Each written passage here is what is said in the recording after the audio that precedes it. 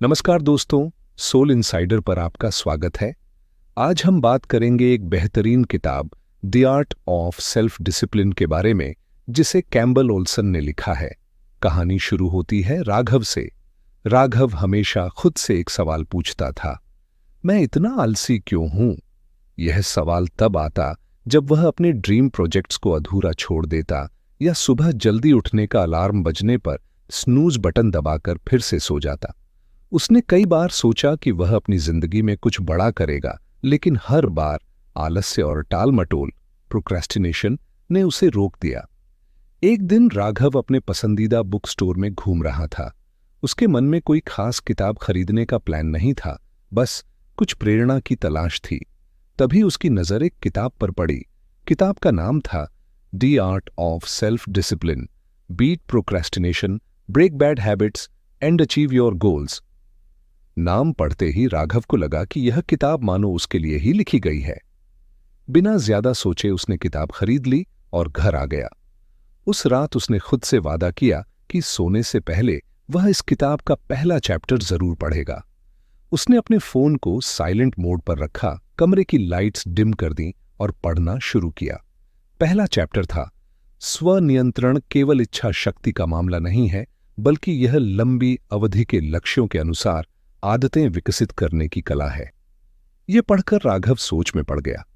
उसने खुद से कहा, शायद मैंने कभी अपने लॉन्ग टर्म गोल्स पर फोकस किया ही नहीं। हर बार छोटी छोटी चीजों में उलझ कर रह गया। राघव ने आगे पढ़ना जारी रखा। किताब में लिखा था, सेल्फ डिसिप्लिन आदतों का खेल है। जो चीजें तुम्हारे बड़े सपनों के साथ मेल नहीं खाती, उन्हें रोकने का साहस तुम्हारे अंदर होना चाहिए। यह पढ़कर राघव को अपने स्कूल के दिन याद आ गए। स्कूल में वह एक होनहार छात्र था। शिक्षक उसकी तारीफ करते नहीं थकते थे, लेकिन जैसे जैसे समय बीता उसका ध्यान भटकने लगा। कॉलेज में दोस्तों के साथ समय बिताना, सोशल मीडिया पर घंटों स्क्रॉल करना और हर चीज को कल करेंगे कहकर टाल देना उसकी आदत बन गई थी। किताब में एक और महत्वपूर्ण लाइन लिखी थी, recognize the barriers that hinder you, understand the negative influences and address them proactively। इस लाइन ने राघव को अंदर तक झकझोर दिया। उसने महसूस किया कि उसकी टाल मटोल की सबसे बड़ी वजह फेलियर का डर है। जब भी वह कोई नया प्रोजेक्ट शुरू करने की सोचता, उसे डर लगता कि अगर यह फेल हो गया तो लोग क्या कहेंगे। राघव ने किताब से पढ़ा कि फेलियर के डर को टैकल करने के लिए अपनी सोच बदलनी होगी। फेल होना जिंदगी का एक हिस्सा है और इसे एक्सेप्ट करना और एम्ब्रेस करना चाहिए। राघव ने सोचा, शायद यही मेरी सबसे बड़ी कमी है। मैंने हमेशा सफलता की चिंता की, लेकिन कोशिश करने का साहस कभी नहीं जुटाया। अगली सुबह राघव ने खुद में बदलाव लाने का फैसला किया। उसने अपना अलार्म सुबह 6 बजे का लगाया, लेकिन इस बार स्नूज नहीं किया। बिस्तर से उठते ही उसने खुद से कहा, आज मैं उस लड़के जैसा नहीं बनूंगा जो कल से शुरू करेगा। आज ही मेरा पहला दिन है। उसने अपने दिन की शुरुआत एक छोटे से वर्कआउट और मेडिटेशन से की। सुबह के इस बदलाव ने उसे अंदर से सकारात्मकता का एहसास कराया। राघव ने किताब के उस लेसन से एक और चीज सीखी, आदतें धीरे धीरे विकसित होती हैं। उसने फैसला किया कि हर दिन वह एक नई छोटी आदत पर काम करेगा। शाम को ऑफिस से लौटने के बाद उसने अपने ड्रीम प्रोजेक्ट पर काम करने का प्लान बनाया। उसका सपना था एक लेखक बनना, लेकिन हर बार टाल मटोल और डर उसे रोक देते थे। राघव ने किताब के पहले लेसन को याद किया और अपने डर का सामना करने की ठानी। उसने सबसे पहले अपने राइटिंग स्पेस को व्यवस्थित किया, अनावश्यक चीजों को हटाया और 30 मिनट के लिए लिखना शुरू किया। पहले दिन उसने केवल 2 पैराग्राफ लिखे, लेकिन उसने खुद से कहा, it's not about quantity, it's about consistency. Raghav ने खुद से वादा किया कि वह हर दिन 30 मिनट लिखने की आदत बनाएगा। राघव की जिंदगी में धीरे धीरे छोटे छोटे बदलाव आने लगे। वह सुबह जल्दी उठने लगा, हर दिन कुछ नया सीखने की कोशिश करता और अपने लक्ष्यों के लिए छोटे छोटे कदम उठाता। किताब में एक महत्वपूर्ण बात लिखी थी, डिसिप्लिन की सबसे बड़ी कुंजी है कंसिस्टेंसी। राघव ने इसे अपने जीवन का मंत्र बना लिया। हालांकि यह सब आसान नहीं था। कुछ दिन ऐसे भी आए जब राघव का मन नहीं करता कि वह अपने लक्ष्यों पर काम करे, लेकिन वह किताब की एक और लाइन याद करता, सेल्फ डिसिप्लिन न ही पूर्णता के बारे में है, यह प्रगति के बारे में है। यही सोचकर वह हर दिन खुद को थोड़ा और बेहतर बनाने की कोशिश करता। राघव को समझ आ गया था कि आत्मनियंत्रण का मतलब खुद को यातना देना नहीं है। इसका मतलब है अपनी प्राथमिकताओं को पहचानना और अपने लंबे समय के लक्ष्यों के लिए खुद को संरेखित करना। उसने महसूस किया कि छोटे छोटे कदम ही उसे उसके बड़े सपनों तक पहुंचा सकते हैं। अभी तक राघव ने सिर्फ इस किताब का पहला लेसन ही पढ़ा था, लेकिन यह लेसन उसकी जिंदगी को बदलने की शुरुआत कर चुका था। उसने तय किया कि वह हर हफ्ते इस किताब का एक नया चैप्टर पढ़ेगा और उसमें लिखी बातों को अपनी जिंदगी में लागू करेगा। राघव के जीवन में किताब पढ़ने की आदत अब धीरे धीरे मजबूत हो रही थी। हर रात सोने से पहले वह किताब का एक नया चैप्टर पढ़ता और उस पर सोचता। उसने महसूस किया कि केवल पढ़ने से कुछ नहीं होगा जब तक वह सीखी हुई बातों को अपनी जिंदगी में लागू नहीं करेगा। किताब के अगले चैप्टर ने उसकी सोच को और अधिक स्पष्ट दिशा दी। यह था फोकस ऑन की एरियाज ऑफ लाइफ। इस लेसन ने बताया, सेल्फ डिसिप्लिन सिर्फ एक या दो कामों पर लागू करने की चीज नहीं है, इसे अपनी पूरी जिंदगी के मुख्य क्षेत्रों में फैलाना जरूरी है ताकि एक संतुलित और समग्र जीवन बनाया जा सके। इस चैप्टर ने कुछ खास। इसके बाद राघव ने भावनात्मक संतुलन, इमोशनल रेगुलेशन के बारे में सोचना शुरू किया। राघव को हमेशा से अपनी भावनाओं को संभालने में परेशानी होती थी। जब भी कुछ गलत होता, वह या तो बहुत गुस्सा करता या फिर खुद में सिमट जाता।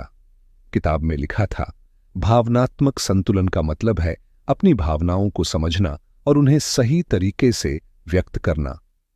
कैम्बल ओल्सन ने सलाह दी थी कि मेडिटेशन और जर्नलिंग इसके लिए बहुत मददगार हो सकते हैं। उस रात राघव ने एक डायरी खरीदी और उसमें अपने दिन भर के अनुभव लिखना शुरू किया। जब उसने अपने विचार और भावनाएं कागज पर उतारी तो उसे स्पष्टता महसूस हुई। उसने मेडिटेशन भी शुरू किया ताकि वह अपने गुस्से और डर को बेहतर तरीके से संभाल सके। धीरे धीरे उसे अपने अंदर एक शांति का एहसास होने लगा। तीसरा की एरिया था समय प्रबंधन, टाइम मैनेजमेंट। राघव ने महसूस किया कि शायद यह उसका सबसे कमजोर पहलू है। हर दिन घंटों सोशल मीडिया पर बिताना, बिना किसी शेड्यूल के काम करना और दिन के अंत में यह सोचना कि समय कहां चला गया, यह सब उसकी आदतें बन चुकी थीं। किताब में लिखा था, समय प्रबंधन के लिए सबसे जरूरी है प्राथमिकताओं का निर्धारण, प्रायोरिटाइजेशन। राघव ने एक सरल प्रणाली अपनाई। हर रात सोने से पहले वह अगले दिन के 3 सबसे महत्वपूर्ण काम लिखता। उसने यह भी तय किया कि वह सुबह सबसे पहले उन कामों को पूरा करेगा जो सबसे जरूरी हैं, डिस्ट्रैक्शंस को कम करने के लिए। राघव ने अपने फोन पर टाइम लिमिट्स सेट किए। धीरे धीरे उसका दिन ज्यादा प्रोडक्टिव और व्यवस्थित होने लगा। रिश्तों पर ध्यान देना, पर्सनल रिलेशनशिप्स। राघव ने महसूस किया कि उसने अपने करीबी रिश्तों को लंबे समय से नजरअंदाज किया है। दोस्त, परिवार और यहां तक कि खुद से उसका कनेक्शन कमजोर हो गया था। किताब में लिखा था, सेल्फ डिसिप्लिन का मतलब है अपने रिश्तों में भी मेहनत करना। राघव ने तय किया कि वह हर हफ्ते अपने परिवार और दोस्तों के साथ क्वालिटी टाइम बिताएगा। उसने अपनी मां के साथ हर रविवार सुबह चाय पर बातें करने की आदत डाली। पुराने दोस्तों से मिलना और उनके साथ दिल की बातें करना उसे भावनात्मक सहारा देता था। Career growth. राघव का सपना था कि वह एक सफल लेखक बने, लेकिन उसकी नौकरी की जिम्मेदारियां और प्रोक्रेस्टिनेशन ने उसे कभी पूरा ध्यान नहीं देने दिया। किताब ने सिखाया, करियर में ग्रोथ के लिए सबसे जरूरी है अपने पैशन को प्राथमिकता बनाना। राघव ने हर दिन अपने राइटिंग स्किल्स पर काम करना शुरू किया। भले ही वह दिन में सिर्फ 1 घंटा लिखे, लेकिन उसने इसे कभी स्किप नहीं किया।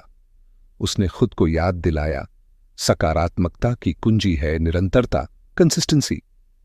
पैसे की व्यवस्था, मनी मैनेजमेंट। राघव को पैसे बचाने और सोच समझकर खर्च करने में हमेशा दिक्कत होती थी। किताब में लिखा था, फाइनेंशियल डिसिप्लिन भी सेल्फ डिसिप्लिन का एक अहम हिस्सा है। राघव ने एक मासिक बजट बनाया, अनावश्यक खर्चों को कम किया और बचत पर ध्यान दिया। उसने देखा कि जब उसने अपनी फाइनेंस को कंट्रोल में लिया तो उसकी चिंता भी कम हो गई। राघव की जिंदगी में अब छोटे छोटे बदलाव साफ नजर आने लगे थे। उसने महसूस किया कि सेल्फ डिसिप्लिन सिर्फ बड़े सपनों को पूरा करने के लिए नहीं, बल्कि अपनी जिंदगी को संतुलित और सुकून से भरने के लिए भी जरूरी है। सेल्फ डिसिप्लिन का हर क्षेत्र में विस्तार। राघव ने सीखा कि हर क्षेत्र में सेल्फ डिसिप्लिन लागू करना ही असली सफलता की कुंजी है। हालांकि यह सब आसान नहीं था। उसने महसूस किया कि अब तक उसने जो भी बदलाव किए हैं वे केवल शुरुआत हैं। असली काम तब होगा जब वह अपनी जिंदगी के हर पहलू को संतुलित करे। अगला अध्याय। उस रात राघव ने किताब का अगला चैप्टर पढ़ना शुरू किया, break goals into manageable steps. इस टॉपिक ने उसकी सोच को एक नई दिशा दी। राघव अक्सर सोचता था कि उसके सपने इतने बड़े हैं कि उन्हें हासिल करना नामुमकिन है। वह हमेशा सोचता, कैसे शुरुआत करूं? इतनी बड़ी चीज को अकेले मैनेज करना मुश्किल है। किताब में लिखा था, बड़े लक्ष्यों को छोटे, कार्यशील, एक्शनेबल कदमों में तोड़कर यहां तक कि सबसे डरावने काम को भी पूरा किया जा सकता है। राघव को यह लाइन अपने दिल तक उतरती हुई महसूस हुई। उसने तुरंत अपनी डायरी निकाली और सोचा, चलो आज अपने सपनों को थोड़ा आसान बनाते हैं। उसके दिमाग में सबसे बड़ा सपना था एक बेस्ट सेलिंग लेखक बनना। लेकिन यह सपना इतना बड़ा और डरावना लगता था कि उसने कभी इस पर ठीक से काम नहीं किया। किताब ने सिखाया, बड़े सपनों को छोटे छोटे हिस्सों में तोड़ना उन्हें हासिल करने योग्य बनाता है। राघव ने गहराई से सोचा और अपने लक्ष्य को इस तरह तोड़ा। एक प्रेरक कहानी का चयन करें। 2 कहानी के लिए रिसर्च और आउटलाइन बनाएं। 3 पहला ड्राफ्ट लिखें, इसे छोटे छोटे चैप्टर्स में विभाजित करें। 4 ड्राफ्ट को एडिट और सुधारें। 5 प्रकाशक खोजें या खुद से पब्लिश करें। 6 मार्केटिंग और प्रमोशन करें। अब जब उसने अपने बड़े गोल को छोटे हिस्सों में तोड़ा तो उसे महसूस हुआ कि यह सपना इतना डरावना नहीं है। उसने खुद से कहा, यह मुझसे हो सकता है, बस हर दिन थोड़ा थोड़ा करना होगा। डेडलाइंस और लक्ष्य। किताब में एक और सलाह दी गई थी, हर स्टेप के लिए वास्तविक, रियलिस्टिक डेडलाइंस सेट करें ताकि आप प्रेरित और ट्रैक पर रहें। राघव ने इसे भी लागू करने का सोचा। उसने अपनी डायरी में हर स्टेप के लिए एक डेडलाइन लिखी। उदाहरण, अगले 3 महीनों में पहला ड्राफ्ट पूरा करना, 3 दिनों में रिसर्च और कहानी का प्रारंभिक ढांचा तैयार करना। उस रात राघव ने अपनी कहानी का विचार चुनने पर फोकस किया। उसने अपने बचपन के एक अनुभव को कहानी का आधार बनाया और सोचा, यही मेरी पहली किताब की कहानी होगी। काम को संरचना देना। अगले कुछ दिनों में उसने देखा कि उसका काम बहुत व्यवस्थित, स्ट्रक्चर्ड हो गया था। जहां पहले वह सोचता था कि एक पूरी किताब लिखना बहुत बड़ा काम है, अब वह हर दिन केवल एक छोटे हिस्से पर ध्यान देता। छोटी जीतों का जश्न मनाना। किताब में ओल्सन ने एक और सुझाव दिया था, छोटी छोटी जीतों का जश्न मनाएं ताकि आप प्रेरित रहें। जब उसने अपनी कहानी की आउटलाइन पूरी की तो उसने खुद को एक ट्रीट दी। उसने अपनी पसंदीदा मूवी देखी और एक शानदार डिनर बनाया। ये छोटी छोटी खुशियां उसे आगे बढ़ने का हौसला देती थीं। प्रेरणा बनाए रखना। इस सफर में सब कुछ आसान नहीं था। कुछ दिन ऐसे भी आते जब राघव का मन नहीं करता था कि वह लिखे। उसे लगता, शायद मेरा काम अच्छा नहीं है या मैं अपने सपने तक कभी नहीं पहुंच पाऊंगा। लेकिन हर बार वह किताब की उस लाइन को याद करता, focus on progress not perfection. वह खुद से कहता, बस लिखते जाओ, सही और गलत बाद में देखेंगे। एक व्यावहारिक अभ्यास, प्रैक्टिकल एक्सरसाइज। किताब में ओल्सन ने एक प्रैक्टिकल एक्सरसाइज दी थी। उन्होंने कहा था, हर रात सोने से पहले अगले दिन के 3 एक्शनेबल स्टेप्स लिखें। राघव ने इसे अपनी रूटीन का हिस्सा बना लिया। हर रात वह अपनी डायरी में 3 छोटे लक्ष्य लिखता जो उसे उसके बड़े लक्ष्य के करीब ले जाएं। उदाहरण, 1 कहानी के पहले चैप्टर का ड्राफ्ट पूरा करना। 2 कुछ प्रकाशकों की सूची बनाना। 3 15 मिनट अपने काम की समीक्षा करना। जब उसने इस तरीके को अपनाया तो उसे महसूस हुआ कि उसके दिन पहले से ज्यादा व्यवस्थित और प्रोडक्टिव हो गए हैं। छोटे छोटे स्टेप्स को पूरा करने से उसे संतोष और बेहतर काम करने की प्रेरणा मिलती थी। स्वयं की तुलना न करना राघव को किताब से एक और महत्वपूर्ण बात समझ आई। हर किसी की यात्रा अलग होती है। उसने दूसरों से अपनी तुलना करना बंद कर दिया। अब वह बस अपने छोटे कदमों पर फोकस करता और हर दिन थोड़ा थोड़ा बेहतर बनने की कोशिश करता। सपने के करीब। कुछ हफ्तों बाद उसने देखा कि उसकी कहानी का पहला ड्राफ्ट लगभग आधा पूरा हो चुका है। उसे यकीन ही नहीं हो रहा था कि जो काम उसे कभी नामुमकिन लगता था वह अब इतना अचीवेबल लग रहा था। उसने खुद से कहा, शायद मैं सच में इस बार अपने सपने को पूरा कर सकता हूं। यह सफर लंबा था, लेकिन अब राघव को पता चल गया था कि सेल्फ डिसिप्लिन और छोटे छोटे कदमों का जादू क्या होता है। नई दिशा। राघव ने अपने जीवन के हर बड़े लक्ष्य को इसी तरह छोटे छोटे स्टेप्स में तोड़ने का फैसला किया। अब वह सिर्फ एक लेखक बनने की ओर नहीं बढ़ रहा था, बल्कि अपनी पूरी जिंदगी को एक नई दिशा दे रहा था। भावनात्मक संतुलन पर काम। जैसे जैसे वह किताब के अगले चैप्टर पर पहुंचा, उसने समझा कि अब उसे अपने इमोशंस पर भी काम करना होगा। उसने किताब का अगला लेसन पढ़ना शुरू किया, कल्टिवेटिंग इमोशनल रिजुलेशन, भावनाओं को नियंत्रित करना। किताब की शुरुआत में ही लिखा था, सेल्फ डिसिप्लिन को बनाए रखने के लिए भावनात्मक संतुलन सबसे जरूरी है। अगर भावनाओं को सही तरीके से मैनेज नहीं किया गया तो डिस्ट्रैक्शंस और स्ट्रेस आपकी प्रगति को रोक सकते हैं। यह पढ़ते ही राघव ने महसूस किया कि यह उसके लिए कितना प्रासंगिक है। जब भी कुछ गलत होता, वह या तो गुस्से में अपने काम से दूर हो जाता या फिर तनाव में आकर हार मान लेता। भावनात्मक संतुलन का मतलब भावनाओं को पहचानना, समझना और सही तरीके से संभालना। ऑल्सन ने इसके लिए 3 मुख्य तकनीकें सुझाई थीं। 1. Mindful practices. 2. तनाव प्रबंधन रणनीतियां, स्ट्रेस मैनेजमेंट स्ट्रैटेजीज। 3. सकारात्मक दृष्टिकोण विकसित करना, developing a positive mindset. Mindful practices. Olson ने लिखा था, माइंडफुलनेस का मतलब है वर्तमान में पूरी तरह से रहना। राघव ने महसूस किया कि उसका दिमाग हमेशा या तो अतीत की गलतियों पर फोकस करता था या भविष्य की चिंताओं में उलझा रहता था। उसने तय किया कि वह माइंडफुलनेस को अपने रोजमर्रा के जीवन में शामिल करेगा। माइंडफुलनेस का अभ्यास। राघव ने सबसे पहले मेडिटेशन की शुरुआत की। हर सुबह 10 मिनट के लिए वह अपनी आंखें बंद करता और अपनी सांसों पर ध्यान केंद्रित करता। शुरुआत में यह आसान नहीं था, उसका दिमाग इधर उधर भागता रहता, लेकिन धीरे धीरे उसने इसे नियंत्रित करना सीख लिया।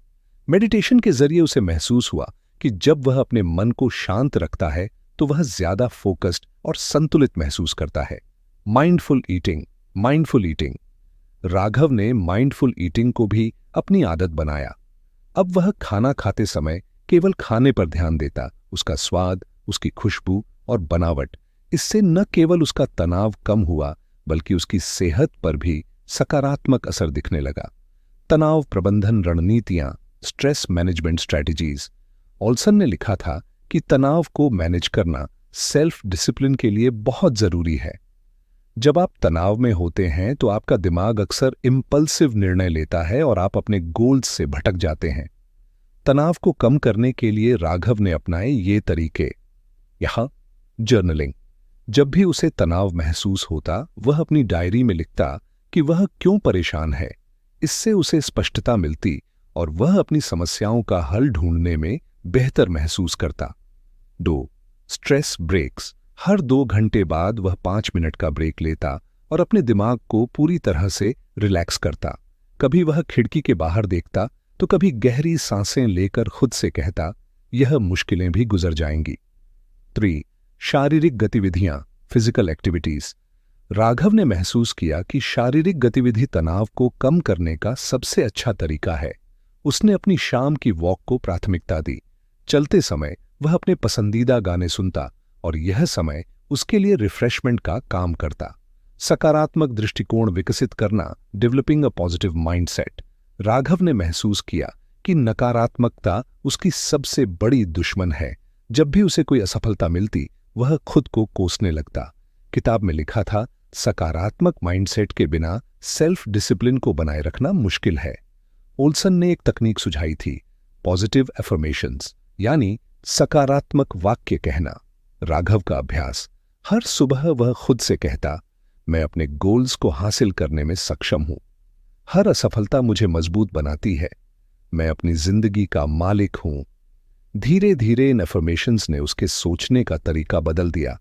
अब जब भी कोई मुश्किल आती वह घबराने की बजाय खुद से कहता, यह बस एक सबक है, मैं इससे भी सीख कर आगे बढ़ूंगा। आभार व्यक्त करना, ग्रेटिट्यूड जर्नलिंग।